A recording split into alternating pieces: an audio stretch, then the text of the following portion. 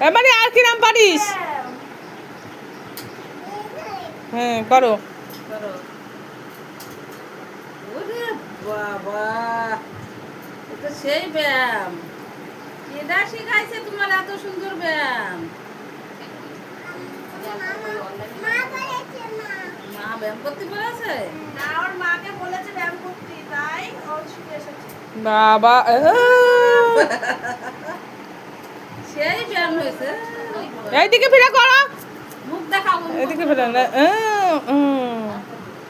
পারবো? ওরে তাকাও, এরকম করে করেছি। হবে? হয়ে গেছে ব্যায়াম শেষ। এরকম করে দেখাও। চার ভাগ। মাঝখানে ছিঁড়ে ফেলা মাঝখানে